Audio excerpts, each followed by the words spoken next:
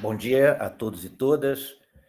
Meu nome é Marcos Lopes Dias, né, e eu sou professor titular da Universidade Federal do Rio de Janeiro, lotado no estudo de macromoléculas, professor Heloísa Mano, o IMA, né, e é com muito prazer que participo mais uma vez desse workshop online de alimentos funcionais e embalagens, organizado aqui pelo Instituto.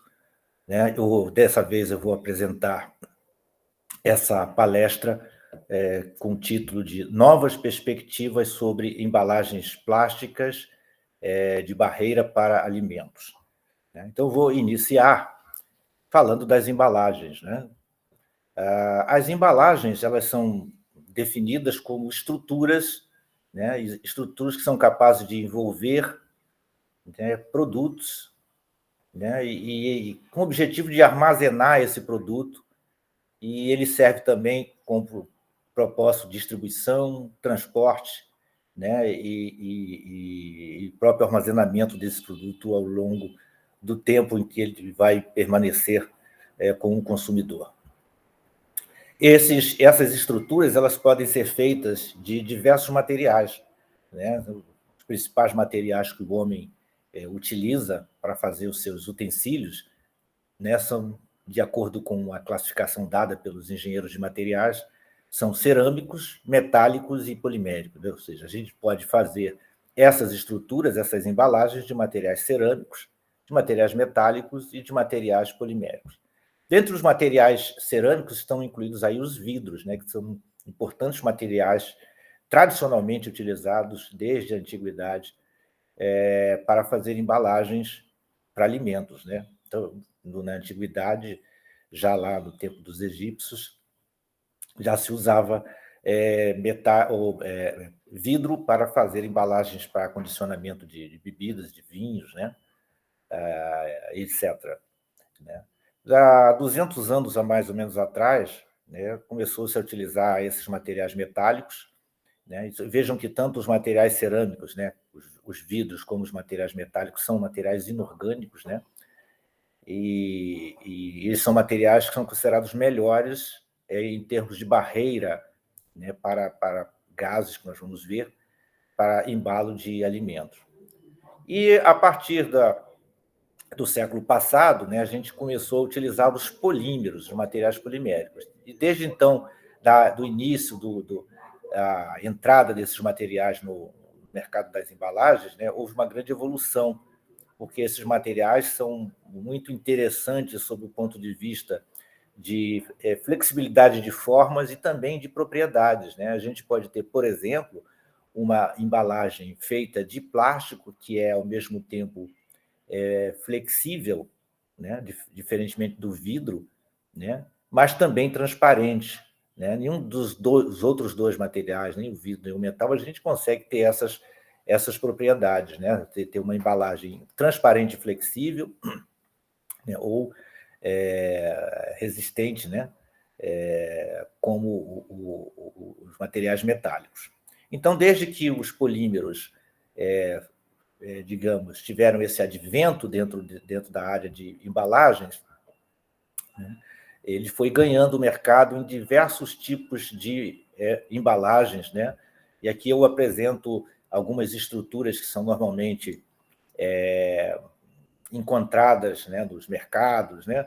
Então, tem aí os boxes, nesse caso aí eu coloquei um pote, né, como exemplificação. Vocês estão vendo aqui do lado esquerdo um pote feito de plástico, né?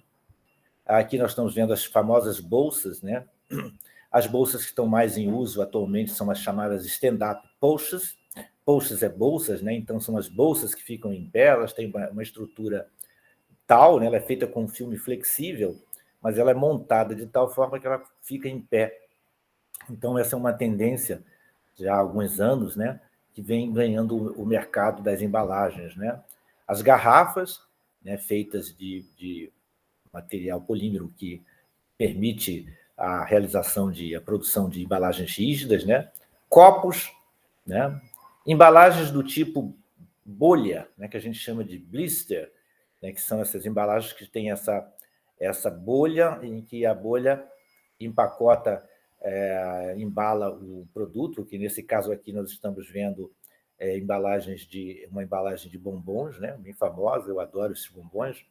Aqui uma lata de metal, não, uma lata de plástico, né? Então, a gente normalmente pensa em lata, né, como sendo uma embalagem metálica, mas existem agora as latas feitas, né, ou seja, embalagens com aparência de latas feitas de PET, feitas de plástico, né? E aqui os filmes, né, que são usados para um processo chamado unitização, que é o processo em que a gente coloca várias outras embalagens juntas, né?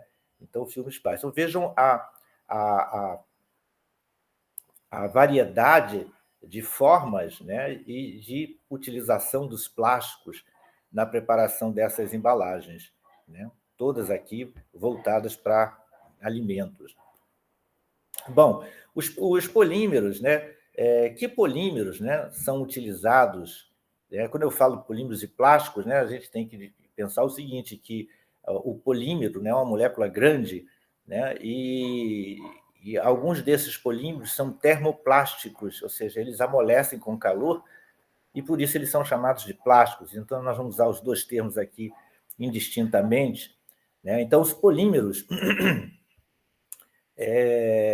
que compõem essas embalagens para alimentos não são muitos, né? A gente tem mais ou menos 5 ou 6 polímeros que são realmente usados em quase todas as embalagens plásticas que nós encontramos aí, né?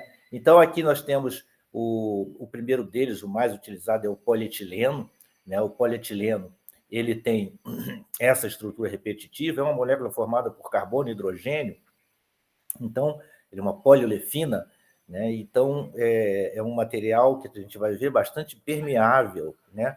Mas ele tem muitas aplicações, né? Vocês estão vendo aqui uma série de aplicações, é um dos materiais mais utilizados para a realização de embalagens para alimentos, em sacos plásticos, né? Desde dessa aplicação, que são embalagens flexíveis, como os filmes, né? Até embalagens mais rígidas, né, como vocês estão vendo aqui, podem ser feitas de polietileno, basicamente o polietileno de alta densidade, do polietileno de baixa densidade. O seguinte, né, o outro plástico também bastante utilizado, também é uma poliolefina, ou seja, é um polímero constituído apenas por carbono e hidrogênio, que é o polipropileno.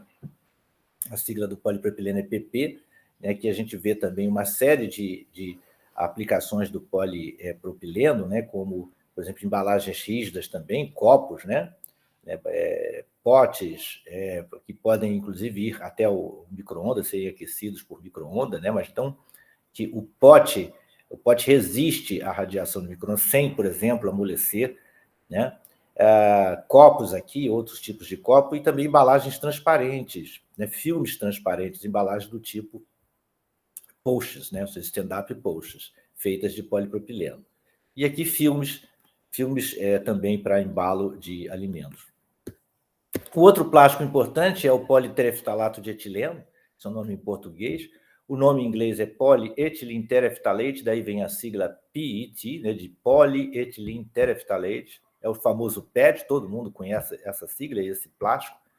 Então, o PET é um poliéster e ele dá origem a embalagens rígidas que a gente conhece, né, que são as garrafas, inúmeras garrafas, né, tipos de garrafa para embalo de vários tipos diferentes de produtos, mas também filmes que são constituídos de PET, né?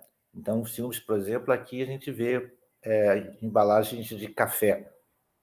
E, por último, né? Então, veja que nós estamos aí no quarto, né? Polietileno, polipropileno, PET. Tem a poliamida também, né? Então, tem mais um, né? A poliamida 6 é a principal poliamida utilizada principalmente aqui no Brasil para a realização de embalagens, né? Ela dá origem a filmes que podem ser usados e são utilizados principalmente no embalo de materiais, produtos à base de carne, né? E que contém gordura, né? Isso por quê? Porque ele é uma boa barreira para gordura, para lipídios, né? Então, toda vez que a gente fala de embalar alguma coisa que tem muita gordura, a gente pensa sempre no nylon para formar esse tipo de embalagem, né? E, por último, aqui, a gente fala do policloreto de vinila, o PVC, né? O PVC ele está um pouco em desuso, mas ainda na área de alimentos, mas ainda tem uma parcela considerável, principalmente nesse tipo de filmes aqui, né, que são os filmes que a gente, inclusive, utiliza em casa para embalar diversos produtos, né? Mas também embalagens rígidas, como a gente pode ver aqui, né? Algumas caixas de ovos, que tem que ser rígida, né? Elas são feitas ou de PVC ou de PET. Bom, então, quando a gente então, pensa nessas embalagens, né, elas têm, obviamente, uma função, né? E a gente destaca 3 funções, as principais funções da embalagem. Uma é a utilidade, né? Então, a embalagem ela tem que facilitar o uso. O que é facilitação do uso? Né? Facilitar o manuseio, a estocagem, por exemplo, que a gente viu aí, o stand-up post fica em pé, então ela fica fácil de estocar uma embalagem desse tipo, né? Apesar de ser flexível, ela fica em pé. O transporte também é abertura. Então, a gente tem sempre pensando numa embalagem, tem que pensar em todas essas características. Né? A outra função da embalagem é de comunicação, né? Ou seja, a gente precisa ter informações naquela embalagem para facilitar a sua venda e o uso do produto, né? Então, a gente pensa aí nos códigos de barra, nos textos, as figuras, avisos, instruções, tudo isso ajuda nessa parte de comunicação. E, por último, e mais importante, né, é a função de proteção. Né? E que tipo de proteção? Proteção do meio ambiente contra o produto. Então, a gente, quando faz uma embalagem, tem que pensar que se a embalagem é sensível à oxidação, a gente, então, tem que embalar esse material com um material que não permita a fácil entrada do oxigênio. E quanto mais a gente proteger quanto à entrada do oxigênio, né, mais a gente vai proteger esse produto contra a sua oxidação e contra a perda das propriedades, né, organolépticas do produto. Então, quando se pensa no material, se tem que pensar, né, daqueles 6 polinhos que eu falei ali, a gente tem que pensar qual é que dá realmente uma proteção adequada para aquele alimento. Né? E daí é que entra, né, as propriedades de barreira, né? Ou seja, as embalagens em que eu vou buscar essas propriedades de barreira. Né? Então, aqui eu falo dos requisitos para o desempenho da embalagem, né? Então, 2 são principais, né? A questão de resistência mecânica, né? Então, eu preciso que ele realmente seja uma embalagem resistente, né? Que tenha alguma resistência para, durante esse processo de transporte ou de armazenagem, essa embalagem não se romper. Então, essa é uma característica muito importante. Mas a característica que nós vamos enfatizar aqui nessa palestra é a característica de barreira dessas embalagens. Por quê? Porque essas características de barreira elas estão associadas ao tempo de prateleira do produto, que é importante. Então, se eu tenho um produto que eu acabo de produzir ele vai ser comercializado, né, e ele pode durar um mês, né, um mês até ser consumido, né, numa embalagem, por que eu vou colocá-lo numa outra embalagem que vai dar uma proteção de uma semana? Né? Então, a gente tem que buscar a embalagem que dê a maior proteção, de forma que a gente aumente esse tempo de prateleira. Né?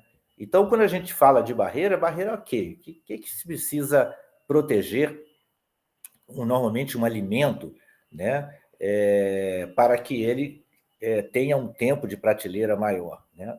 Então, aqui vem a barreira a gases, né? Os gases são importantes, né? E eu cito aqui o oxigênio e o gás carbônico. Vocês podem pensar assim, mas gás carbônico?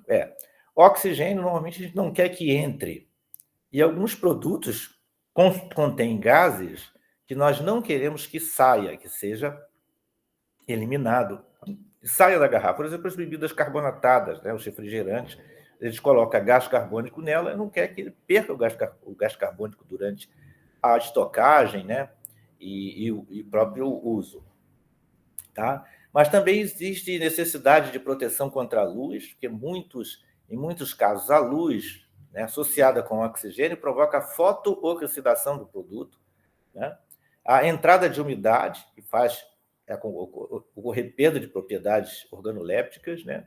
A migração de lipídios, ou seja, os lipídios, se eu embalo um produto que seja gorduroso, muitas vezes esse produto o produto da embalagem, o material da embalagem pode absorver esse lipídio passar através da embalagem e parar do outro lado da embalagem, causando, por exemplo, a dissolução da impressão, assim, a tinta começa a soltar do lado de fora, porque o lipídio tem afinidade com a tinta e, ao migrar de dentro da embalagem para fora, acaba dissolvendo a tinta, né? E outros, né? Barreira a outras coisas que a gente quer, por exemplo, contaminações toxicológicas. Então, quando a gente fala de barreira, a gente tem que pensar também o que pode acontecer, né, com uma embalagem, com um alimento embalado em uma determinada embalagem, né? Então, aqui nós mostramos aqui como se fosse uma parede de uma embalagem. Vamos supor que isso seja uma garrafa. Então, essa aqui é a parede da garrafa, né? Tem o meio externo e aqui eu tenho o meio interno, que seria o meio embalado. E o que pode acontecer? Pode acontecer permeação. O que é a permeação? Por exemplo, assim, oxigênio e gás carbônico, eles podem permear, ou seja, passar através do material. Isso acontece muito facilmente com as embalagens plásticas, porque as embalagens plásticas são orgânicas, né? Então, o espaço entre as moléculas são maiores, né? E aí uma molécula bem pequenininha consegue penetrar entre esses espaços, entre as moléculas, e passar através. Isso já não acontece com metal e com materiais cerâmicos como o vidro, que tem uma estrutura mais compacta, né? E aí é mais difícil de uma molécula de oxigênio permear através desses materiais, né? Existem processos de migração, ou seja, eu posso ter aditivos, e sempre acontece, porque os plásticos são formulados com aditivos, desses aditivos migrarem para o produto, né? A gente pode pensar nos monômeros residuais e nos aditivos que podem vir a migrar para esse produto. E também a gente tem os casos de absorção, né? De o material o próprio plástico sugar produtos do alimento, né? E aquilo, a embalagem ser impregnada com aqueles produtos de baixo peso molecular, isso pode causar uma modificação nas propriedades mecânicas do material que compõe a embalagem. Bom, nós falamos de cinco plásticos importantes, né? E tem 2 plásticos que são extremamente utilizados na indústria de embalagens, né? Porque eles são considerados materiais de alta barreira, são plásticos, digamos assim, intransponíveis, né? Mas intransponíveis para quê? Para algumas pequenas substâncias, né? Substâncias de tamanho pequeno, ou seja, que têm moléculas de tamanho pequeno. Então, é o caso do policloreto de vinilideno, que é o chamado PVDC, né? Tem essa estrutura aqui. Ele parece com PVC, mas o PVC tem um cloro só, esse tem 2 cloros na estrutura repetitiva. Então, a presença desses 2 cloros faz com que esse produto tenha uma propriedade, diferente do PVC, né? Ele é mais estável, ele, por exemplo, é processado sem muita degradação, né? Mas ele tem uma característica muito importante, que é baixa permeabilidade ao oxigênio. Então, se a gente quer fazer alguma coisa e não quer que deixe passar o oxigênio, uma embalagem, né? Vamos fazer uma embalagem que contenha PVDC, porque ela será bastante impermeável. E em filmes multicamadas para alimentos sensíveis ao oxigênio também é muito utilizado, ou seja, eu posso fazer uma embalagem somente com PVDC, eu posso fazer os tais filmes multicamadas, que a gente vai falar no prosseguimento da fala, vamos falar sobre esses filmes multicamadas, né? Aqui tem alguns nomes, o Saran, que é um nome muito conhecido no mercado, né? Fabricado pela Dow, e o Ixan, que é outro produto fabricado pela Solvay.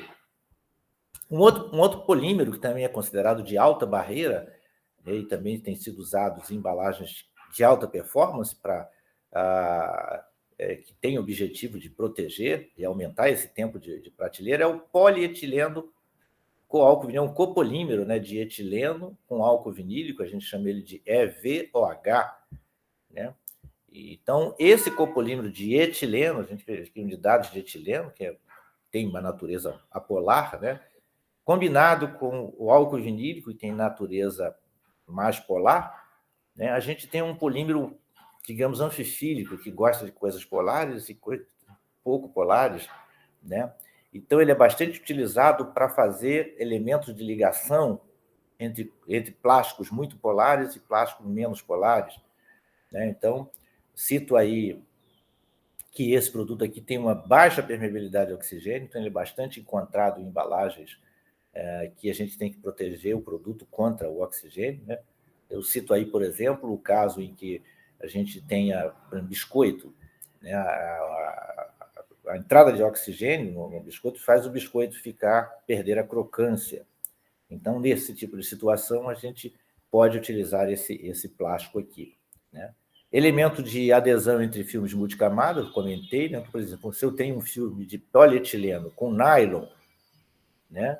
Eu posso, entre o polietileno, que é um polímero de bastante polaridade, com o nylon, baixa polaridade, com o nylon, que tem uma polaridade maior, né? E então, eles descolam, eles não grudam. Então, se eu faço 2 camadas, essas camadas não grudam. Então, eu coloco uma camada no meio, né, desse copolímero, de EVOH, e ele, então, vai fazer a boa adesão entre o polietileno e o nylon. E essa embalagem vai ser boa, por quê? Porque ela tem a proteção do nylon para lipídios. Então, evita que a gente tenha uma migração de lipídio, né, através da embalagem. Só para se ter uma ideia com relação à permeabilidade de alguns materiais poliméricos que são usados nessas embalagens, né, que tem uma coleção de plásticos, né, que são utilizados nessas embalagens. Então, a gente tem aqui os 3 principais e os 2 de barreira aqui na frente. E aí a gente vê por que eles são considerados barreira, né? Nessa tabela, a gente tem aqui a taxa de permeabilidade ao oxigênio, a taxa de permeabilidade ao gás carbônico e a taxa de permeabilidade a vapor de água. Então, o que a gente observa? A gente observa que o EVOH é um dos polímeros com a menor permeabilidade, né, a oxigênio, né? Ele tem 1,4 centímetro cúbico, né, de O2 passa por metro quadrado por dia e com uma atmosfera de pressão de oxigênio. Então, ele é o material dos mais, em termos de gases, né, O2 e CO2, né, aquele que oferece a maior barreira a esse gás, o oxigênio, né?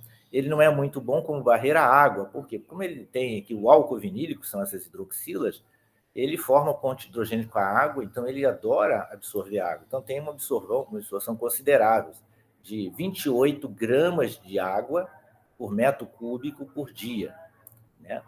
Embaixo aqui em amarelo ainda, marcado de amarelo, tem o PVDC, né? O PVDC tem 2 centímetros cúbicos por metro cúbico por dia, né? Então, ele também é excelente barreira, mas é um pouquinho, digamos, pior do que o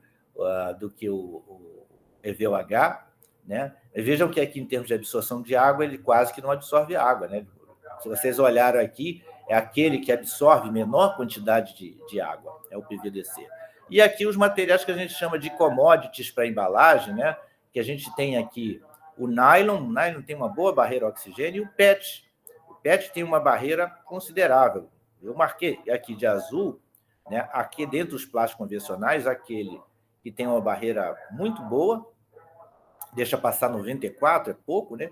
Comparado, por exemplo, com o polietileno, que deixa passar 9.800 centímetros cúbicos por metro quadrado por dia, por atmosfera, né, de oxigênio. Então, eu jamais poderia, por exemplo, embalar uma cerveja numa garrafa feita de polietileno, porque ele ia permear muito o oxigênio, né? A cerveja é muito sensível ao oxigênio, então nós não conseguiríamos ter uma boa barreira para esse plástico, né? Vocês vejam que aqui também CO2, também não poderia fazer uma embalagem de refrigerante feita de polietileno, porque ela seria muito permeável a CO2. A gente precisa reter nas bebidas carbonatadas o CO2, né?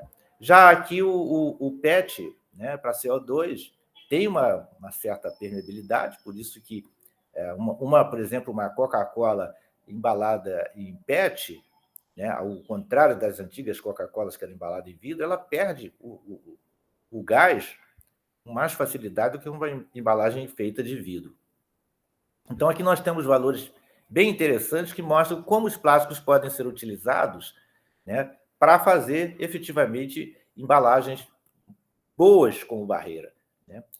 Então, o que normalmente a indústria fez e o que a indústria desenvolveu nesses 40 anos, né? Digamos, né? Porque essas embalagens que eu vou falar agora, multicamadas, elas apareceram mais ou menos 40 anos atrás. São embalagens de alta performance, que a maioria das empresas de embalagens fazem, né? A gente pensa que é um polímero só, um plásticozinho só, mas não, aquela embalagem tão fininha, muitas vezes contém várias camadas, né? E aqui a gente vê, por exemplo, a embalagem típica de queijo, para embalar queijo, que é um filme plástico, ou seja, uma embalagem flexível, que contém uma camada aqui vermelha, é o nylon, né? Como eu falei para vocês, é a embalagem que protege contra a permeação de gorduras, né? Eu tenho uma camada adesiva, eu comentei sobre o EVOH, mas existem outros polímeros que têm a mesma característica que o álcool polivinílico, que são bons materiais para fazer adesão, né? E polietileno. Polietileno é sempre usado porque ele é barato. Então, eu botei aqui as camadas da mesma dimensão, mas normalmente a camada de nylon pode ser mais fininha do que a camada de polietileno, que é um plástico mais barato, né? E é normalmente utilizado como camada estrutural, ou seja, a embalagem, o grosso da estrutura é polietileno, que é barato, né? E vem uma camada de barreira, nesse caso nylon, que pode ser mais fina, que só tem a função de não deixar passar a gordura através dessa embalagem. Aqui eu tenho uma embalagem de carne fresca, um exemplo de embalagem de carne fresca, bem complexa, né? Ela começa aqui com polietileno, depois tem uma camada adesiva, tem uma camada de nylon, depois tem uma camada de EVOH, outra camada de nylon, uma camada adesiva e por final, o polipropileno. Então, isso aqui é a realidade da indústria de alimentos, né? A indústria trabalha com esses filmes, que são finíssimos, eles têm 50 micrômetros, 80 micrômetros, e contém, muitas vezes, 7, 8 camadas, pode chegar até 9 camadas, né? De plásticos diferentes para compor e ter aquela função de proteção. Alguns outros exemplos, o café. Como é que é feita a embalagem de café? A embalagem de café precisa haver uma retenção, né, daquela fragrância, né, do café. Então, para isso, eles fazem um filme contendo PET, que dá uma embalagem um pouquinho mais rígida, né? Tem uma camada de alumínio e sempre tem o polietileno, que é o produto que é utilizado como, digamos, estrutural, né? Então, essas embalagens têm sido muito utilizadas, só que elas têm um problema. Então, acabou o problema, a gente já tem o que a gente precisa para embalar os produtos e aumentar o tempo de prateleira, só que tem um problema grande dessas embalagens multicamada, que é, como eu misturo um monte de plástico, se torna difícil a reciclabilidade desses produtos. Então, uma das desvantagens dessas embalagens multicamadas é que elas são de pior reciclabilidade, né? Reciclar uma embalagem que contém vários polímeros juntos, né? Isso porque toda vez que a gente reprocessa uma embalagem que tem vários polímeros, a gente acaba misturando todos esses polímeros e as propriedades dessa mistura acabam ficando, desse produto reciclado, acaba ficando muito fraco devido à baixa interação entre aqueles polímeros, aqueles plásticos que estão compondo aquele produto reciclado. Então, a gente fala, então, de algumas novas perspectivas, né, com relação a essas embalagens multicamadas, né, que algumas coisas ainda precisam ser resolvidas, né? E digamos, saída, né, existem uns novos approaches, né? que são, por exemplo, preparar embalagens ao invés de multicamada, a gente utilizar os nanocompósitos, né? Então, os nanocompósitos, eles normalmente são utilizados para melhorar as propriedades de barreira, né? Digamos, contra oxigênio, contra a luz, né? Mantém a resistência mecânica e a flexibilidade, né? E tem estabilidade a temperatura e a umidade, né? Outro tipo são os nanorevestimentos. São revestimentos nanométricos, né? Normalmente utilizando um material inorgânico que faz esse recobrimento, e com isso, então, eu tenho uma camada de barreira, né? Com relação à reciclabilidade, então, existem também embalagens que são multicamadas, que contêm vários polímeros, mas eu posso colocar, por exemplo, camadas que sejam adesivas, que sejam solúveis em água. Então, isso vai provocar uma dissolução do produto, né? E aí a separação daquelas camadas, daqueles polímeros, pode ser feita, né? E por último, aí a gente vai comentar também sobre os filmes monoorientados, que são feitos, né, para se obter materiais que têm polímeros, plásticos, que têm baixa barreira, que essa monoorientação aumenta as propriedades de barreira. Então, primeiramente, falando dos nanocompostos, né, os nanocompostos, um dos primeiros que foi feito foi esse polímero, né, foi o nanocomposto de nylon, porque não é muito difícil fazer nanocompostos com nylon, né, utilizando, por exemplo, as argilas, né, que é assim, compostos com nanoargilas, né? Essas já são produtos até comerciais, né? Uma das principais argilas é a tal da montimorilonita, né, que é uma argila, tem uma estrutura em lâminas, né? E essas lâminas são normalmente contêm cargas negativas que são advindas lá de metais que tem dentro da estrutura que não estão devidamente compensados, gera uma carga negativa, e essas cargas negativas são compensadas por cargas positivas, que são normalmente íons, né, cátions de sódio, de magnésio, sódios presentes na natureza, né?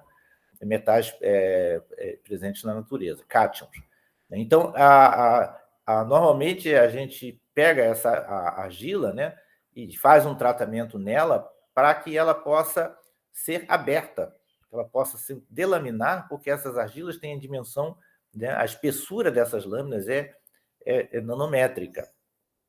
Então, o que se quer com isso, né? Aqui a gente vê um exemplo de um material, uma parede, né? Essa parede em amarelo seria uma parede de uma embalagem. A gente vê aqui uma molécula pequena que é capaz de passar através dessa embalagem, passando pelos espaços entre as moléculas, né? De forma bem reta, bem fácil, né? Quando a gente tem essa argila delaminada, ou seja, a gente separa as lâminas, distribui as lâminas ao longo da parede dessa embalagem, eu tenho, então, como se fossem paredes inorgânicas, né? Em que a molécula não consegue passar através, molécula pequena de oxigênio ou de CO2, então ela consegue, ela vai ficar tentando bypassar, né? Achar o caminho, né, que ela pode passar, e com isso eu tenho um caminho tortuoso e faz com que esse gás demore muito para passar através dessa embalagem. Então, com isso, eu posso aumentar o tempo de prateleira de um produto, porque ele vai permitir a menor permeação de oxigênio, né, através da embalagem ao longo do tempo. Aqui a gente vê uma microscopia de eletrônica, né, em que mostra uma partícula aqui de argila que não foi delaminada, então é uma partícula inteira, né? E aqui como ela se encontra nessa imagem, né? Quando a gente consegue delaminar essa argila, então a gente tem como se fossem cabelinhos, né? E esses cabelinhos são essas placas aqui, e esse material, então, aqui, ele é muito mais impermeável à passagem de moléculas pequenas, né? A gente tem aí alguns já produtos comerciais que são garrafas feitas de PET, contendo uma camada no interior, né, na parede. Essa parede contém PET, e no centro a gente tem uma camada de nanocomposto de nylon com argila, né? Então, essa tipo de embalagem tem alta barreira para oxigênio, e com isso, então, a gente pode até mesmo fazer embalagens para cerveja. Então, as embalagens de cerveja que existem no mercado, né, atualmente, um conjunto delas, são feitas com esses nanocompósitos de nylon com argila, numa camada intermediária entre duas camadas de PET. Ou seja, são garrafas de PET, mas são multicamadas, de forma que no centro eu tenho, então, essa argila em nanocompósito. Aqui, alguns fabricantes, né? A Graham Packaging tem essa tecnologia, Cortec, ou Otto Fostetter também, né? A gente vê aqui também uma garrafa de ketchup feita com essa tecnologia de barreira. Alguns produtos comerciais são esses aqui, olha, né? Imperme, a Nanocor produz material para fabricação de garrafas e filmes de PET multicamadas, né? Então, aqui, inclusive para cerveja, né? A Duretan também, da Lanxess, né? Que é um composto de nylon, né? Um nanocomposto de nylon para filmes, né? E revestimentos transparentes de papel. Tem esse outro produto aqui, a Aegis, né? OX, né? Da Honeywell, que são nanocompósitos que incorporam um sequestrador de oxigênio em nanopartícula de argila. Então, aqui tem duas coisas, né? Tem as argilas, e essas argilas contêm esse nanosequestrador de oxigênio, de tal forma que eu tenho um efeito múltiplo, né? A molécula de oxigênio, ela, ao migrar, ela, além da barreira da argila inorgânica, né? Ainda tem um produto químico que segura o oxigênio. Isso tudo para evitar que esse oxigênio efetivamente chegue na garrafa. Uma outra tecnologia muito interessante são os nanorevestimentos por deposição de vapor, né? Aqui eu mostro um sistema para como é que funciona. São, normalmente, essa deposição de nanorevestimento é feito numa câmara fechada, né? Um processo em batelada, em que eu tenho aplicação de vácuo dentro desse sistema, e eu coloco um filme, por exemplo, um filme de plástico, de polietileno, ele é rebobinado, passa por diversos rolos dentro dessa câmara fechada e é rebobinada do outro lado. Mas no que ele é rebobinado, eu tenho aqui, né, uma fonte, por exemplo, de vapor, que vaporiza, é uma fonte térmica, né, uma fonte de energia, que vaporiza o metal ou o material inorgânico, e esses vapores, então, quando encontram esses cilindros que estão refrigerados, né, ele se fixa, esse material inorgânico se fixa no filme, de forma contínua, de forma que eu consiga fazer um recobrimento metálico, né? Então, mas eu posso, com isso, fazer recobrimento de alumínio, por exemplo, que é uma metalização, né? Ou posso botar outros produtos, por exemplo, sílica, né? Ou alumina, né? E em torno desses filmes, de forma que eu formo uma película finíssima, nanométrica, inorgânica. Com isso, então, os gases, essas moléculas pequenas, não são capazes de migrar através, né? Então, eu gostaria de passar aqui um vídeo, né? Então, eu vou sair dessa tela aqui, né? E vou passar para vocês um vídeo, e depois eu volto aqui, né? Com essa... Então, vamos passar. Esse vídeo é um vídeo de um processo desse de metalização a vácuo, que ilustra bem, né, como é que ocorre essa metalização a vácuo. Então, esse filme é de uma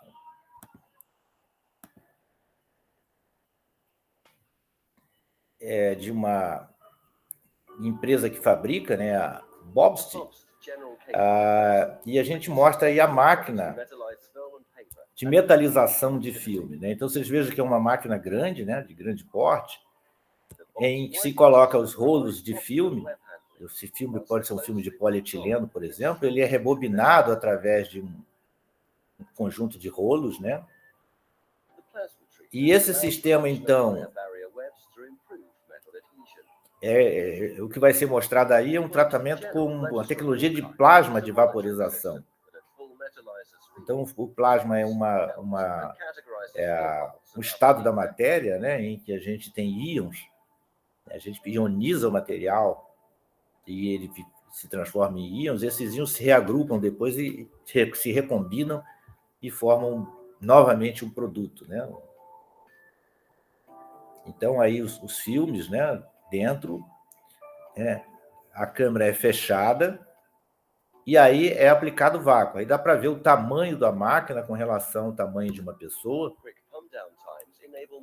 Então, é aplicado vácuo. O vácuo é um vácuo muito alto, né? Vocês viram ali, próximo de poucos milibares.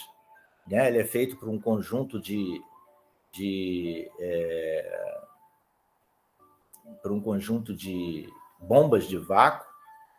E lá dentro, então, eu tenho, por exemplo, nesse caso, um fio de alumínio que entra em contato com o plasma que é gerado, né? E aí esse alumínio vaporiza, como vocês estão vendo aí, os vapores sobem e encontram o filme que está sendo rebobinado de um lado para o outro. E então esse filme, né, ele é aderido, né, esse produto é aderido, por exemplo, se for um fio de alumínio, o alumínio é vaporizado e esses átomos de alumínio se recombinam e formam uma película finíssima de alumínio, né, como você está vendo, como vocês estão vendo aí. Um outro caso é o caso em que eu tenho um fio de óxido de alumínio, né? E esse óxido de alumínio então é vaporizado e aí encontra o filme e aí se forma uma camada de óxido de alumínio, como diz aí, uma high barrier, ou seja, uma alta barreira para gases, né? Então esse filme vai sendo rebobinado quando ele é completamente aluminizado, a câmera é retirado o vácuo, né? E essa câmera então é aberta e removido o rolo já com o material. Nesse caso aqui, a gente mostra, né, dois tipos de processo que podem ser feitos na mesma máquina. Um é utilizando óxido de alumínio, que dá um filme transparente, né, uma película de óxido de alumínio transparente. E o outro utilizando alumínio, que dá um filme metalizado, né, ambos com alta barreira para passagem de gases, né? Então, essa é uma tecnologia que vem sendo utilizada, né, de barreira, que utiliza a nanotecnologia para produzir esses materiais com alta barreira. Então, vamos voltar aqui para finalizarmos essa apresentação. Bom, então, com relação a esse processo de metalização, né, existem algumas tecnologias, por exemplo, a Actis é um processo da Sidel. Sidel é uma empresa de produção de máquinas para produção de embalagens, né? Ela fabrica garrafas com esse processo aqui, né, que chama-se Actis. Actis é a sigla de Amorphous Carbon Treatment on Internal Surface. Então, o que está dito aqui? Que eles conseguem fazer uma deposição de uma película de carbono na superfície interna da garrafa, né? Como vocês estão vendo aqui, os exemplos, né? E essa garrafa, então, ela possui, por exemplo, no caso de bebidas carbonatadas, aumenta em 7 vezes a barreira para CO2, né? E aumenta em 30 vezes a barreira para O2, né? Isso por depositar uma película nanométrica de carbono amorfo, né? O carbono também tem uma estrutura muito compacta, né? Como se fosse um grafite, né? Uma película de grafite, né? Sobre a superfície interna da garrafa. Existe aí o processo plasma star, que deposita películas de sílica, ou seja, como se fosse uma barreira de vidro, né? Na garrafa, né?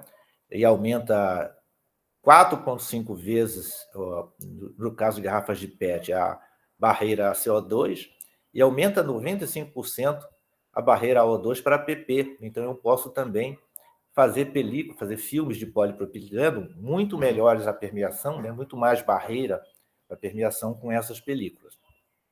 Existe o processo Plasmax também é baseado no recobrimento interno e externo de sílica, ou seja, como se fosse uma película de vidro, tanto externa quanto interna, nessas garrafas de PET, né? Que vocês estão vendo aqui, né?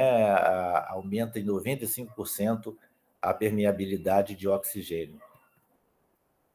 Então, aqui tem mais alguns exemplos, né? Esse é um exemplo em que eu posso colocar uma barreira de sílica ou de alumínio em um filme, e com isso eu faço embalagens que são muito impermeáveis e completamente transparentes, porque como se tivesse uma película vítrea sobre o plástico, né? Então, como vocês estão vendo aqui, a transparência, né? Essa é uma característica desse processo, mantém a transparência, aumento da barreira à umidade para alimentos que requerem longos tempos de prateleira, né? E aumento da barreira ao oxigênio, e que faz aumentar o frescor do produto, né? Também esse recobrimento com sílica permite que há uma excelente barreira a óleo, então eu não preciso utilizar o nylon, uma embalagem multicamada contendo nylon. Eu posso ter uma embalagem de polipropileno e ela ter ao mesmo tempo, né, essa camadinha de vidro que vai proteger ela contra oxigênio e também contra óleos, contra a migração de óleos. Aqui mais um exemplo, né, dessas embalagens, né, transparentes que contêm nanoalumínio, né? E a última coisa que eu vou falar aqui são dessas embalagens multicamadas recicláveis, que parece ser uma tendência também, né? Como é que ela funciona? Nós temos um produto, né, que é a camada adesiva. Então, a embalagem é multicamada, por exemplo, nesse caso aqui, uma embalagem de queijo e carne que tem nylon e polietileno, né? E essa camada de nylon e de polietileno é unida por um polímero adesivo, né? Mas no caso desse polímero adesivo, eu coloco um polímero, né? Essa é uma tecnologia japonesa da Nishigo, né? A Nishigo G-Polymers, que produz esse polímero aqui, que eles chamam de BVOH, né? O butano de álcool vinílico. E esse polímero ele serve de camada adesiva, mas ele é extremamente solúvel em água. Então, uma vez a embalagem tendo sido utilizada, eu posso triturar essa embalagem, né, e colocá-la para agitar num banho de água, isso para fazer a reciclagem, né? O que vai acontecer é que esse polímero vai dissolver e vai separar as camadas de polietileno de nylon, né? A gente sabe que o polietileno tem uma densidade mais baixa que a água, ele flutua na água, e o nylon tem uma densidade maior do que a água, ele vai para o fundo. Então, eu consigo separar os dois produtos de fazer a reciclagem dessa embalagem. Essa é uma outra tendência, né? A utilização de camadas que podem ser desagregadas simplesmente por uma lavagem, durante o processo de lavagem, que é um processo natural do processo de reciclagem. E, por último, aqui a gente vai falar das camadas altamente orientadas, né? Dos materiais multicamadas, que podem conter apenas um polímero. Ele tem multicamada, então essa multicamada dois polímeros iguais, mas que, por eles serem altamente orientados, né, eles vão permitir aí uma melhoria nas propriedades, né? E isso pode colocar, inclusive, uma camada de alumínio, né? Porque para melhorar essa propriedade. Mas isso facilita a reciclagem, né? Então, um dos processos é chamado de extrusão MDO, né? MDO significa Machine Direction Orientation, uma máquina especial que produz filmes, né? E são puxados e eles são orientados em uma única direção. E com isso eu tenho um aumento de propriedades, né? Como as propriedades de barreira, a rigidez, a resistência à tração do filme, a transparência e o brilho, né? E a principal aqui é o aumento de barreira sem o uso de materiais caros, né? Simplesmente o processo permite o aumento dessa característica de barreira pela orientação das moléculas do plástico, né? Sem precisar de outras camadas sofisticadas de polímeros mais caros, porque aqueles polímeros de barreira, de alta barreira, eles são muito caros, né? Então, esse processo é conhecido desde a década de 60, né? Mas ele foi reintroduzido como uma solução para tornar os filmes mais recicláveis. Então, eu tenho aqui só um polímero, então isso facilita na reciclagem, né? Então, está sendo proposto aí substituição a PET, né, em stand-up post, como no caso de embalagem de café, em que eu teria aqui, como vocês viram no slide anterior, teria uma camada de PET. Nesse caso, eu substituí essa camada de PET por outra camada de polietileno. Eu fico só com um polímero nessa embalagem. Tá? Bom, então, algumas considerações finais, né? Então, olha, o mercado de embalagens multicamada com alta barreira apresenta como caminhos futuros, né? Quer dizer, como que a gente pode encarar essas embalagens multicamadas que são excelentes, né? Aumenta a vida, o tempo de prateleira dos produtos, mas existem alguns problemas de reciclagem, né? Que devem ser solucionados. Então, como? Emprego de nanorrevestimento de materiais inorgânicos, né? Então, isso permite a obtenção de materiais com boa barreira, né? Mas que com transparência, né? Ou seja, que mantenha transparência. A transparência é uma coisa importante na embalagem, porque o consumidor gosta de ver o que ele está comprando, o que tem dentro daquela embalagem, né? Então, a transparência é uma propriedade muito importante. E filmes com alta barreira recicláveis, né? Ou seja, pelo emprego de camadas desagregadoras, é uma solução, ou pelo uso de filmes multicamadas, mas com o mesmo tipo de polímero, ou seja, eu uso só um polímero e com isso eu facilito a reciclagem, que é uma coisa muito bem-vinda e quando se pensa em meio ambiente, né? E termino aqui, então, essa apresentação, tá? E agradeço a atenção de vocês por terem assistido a essa palestra. Tá bom? Então, muito obrigado.